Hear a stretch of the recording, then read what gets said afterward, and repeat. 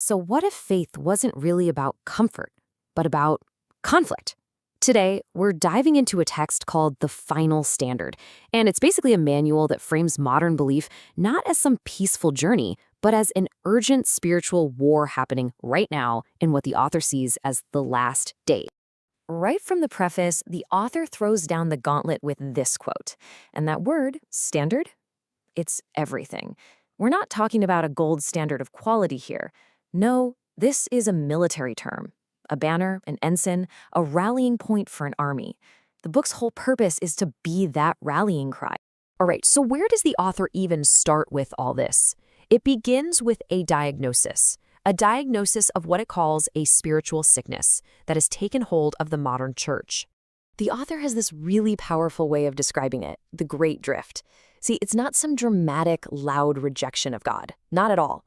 It's way quieter. The book paints this picture of an unanchored boat, just silently being pulled away from the shore by a current you can't even see. It starts with maybe praying a little less, a bit more apathy, and then suddenly you look up and you're miles from where you started.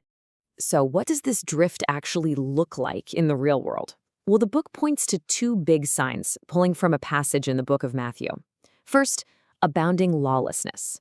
And this isn't just about crime in the streets. It's about a deeper rebellion against God's authority, a kind of spirit that says, hey, I get to decide what's right for me.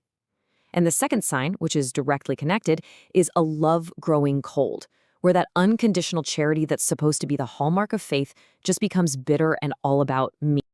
Okay, so we've got the problem. But why is it happening? This is where it gets really interesting. The author argues that this spiritual attack is actually happening from within the church itself.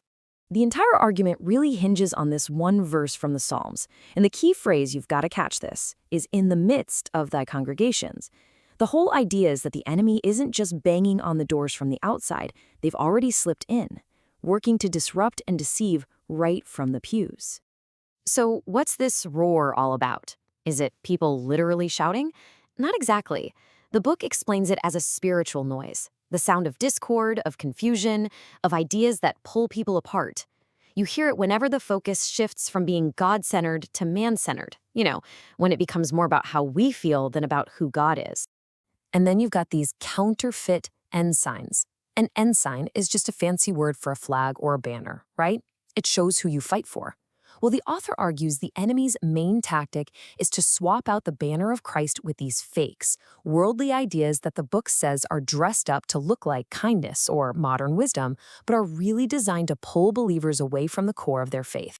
So, after laying out this pretty bleak picture of the problem and the enemy's tactics, the book doesn't just leave you there. It offers a very clear three-part solution. It's a call to unify under what the author calls God's three banners.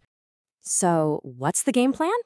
It all comes down to these three things: truth, love, and unity. Let's break down what each one really means according to the source. First up, you have the banner of truth. And this is a direct response to our modern culture of relative truth. You know how you hear people say, well, that's your truth, but I have my truth. The book argues for planting your feet on the absolute, unchanging foundation of Scripture as the ultimate source of what is real and true. Next is the banner of love. And this is so crucial. The author makes the point that before you can go out and lift a banner for God, you first have to rest under his banner of love for you. This unconditional love is framed as the source of your identity, your security, and it's what gives you the strength to even get in the fight. And finally, there's the banner of unity. And get this, because this is where the author totally flips a familiar idea on its head. That phrase, terrible as an army with banners, it doesn't mean scary in a bad way. In the old language of the King James Bible, terrible means awe-inspiring, majestic. The point is that a unified church becomes this incredibly powerful spiritual force. So unity isn't just a nice idea, it's a weapon. Okay, so we've got the strategy, the banners to raise, but then the book takes a turn.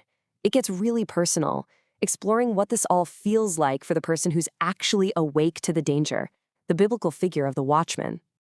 This question from the prophet Jeremiah just perfectly captures the exhaustion of the watchman.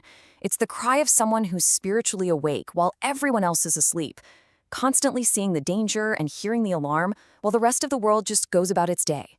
It's got to be a lonely and heavy burden. And if you thought that last quote was heavy, listen to this one. This gets to the raw, physical pain of it all. This isn't just some abstract idea, it's a gut-wrenching physical ache. The watchman's heart is pounding so hard that he says, I cannot hold my peace. The urgency is so real, he can feel it in his bones. But here's the thing. The book doesn't leave us in that place of pain. The whole tone shifts from the struggle to a clear vision of ultimate victory. It all leads up to what it calls the final stand. The narrative builds to this ultimate showdown, this final test during a time of great tribulation. In this final scene, lifting the banner becomes a life-or-death choice, refusing what the book of Revelation calls the mark of the beast. It's a symbol of allegiance to a worldly system over God. And that refusal is framed as the final, ultimate declaration that your soul and your loyalty cannot be bought or sold. And this slide just perfectly captures that shift in tone we were talking about. The book moves from the watchman's howl, this urgent cry that judgment is coming, to the conqueror's shout. It's a declaration that the enemy system, which the Bible calls Babylon, a symbol for a corrupt world power, has already fallen. It's a massive shift from watch out to we've won. And this is the final triumphant image the book leaves us with, and it's straight out of the book of Revelation. The ultimate standard, the final banner, is the king himself, riding in on a white horse, victorious, with his identity written right there for everyone to see, King of Kings and Lord of Lords. So when you boil it all down, this entire text is about reframing faith, moving it away from a passive experience and into an active battle plan. And it leaves us with a really powerful question for our own time.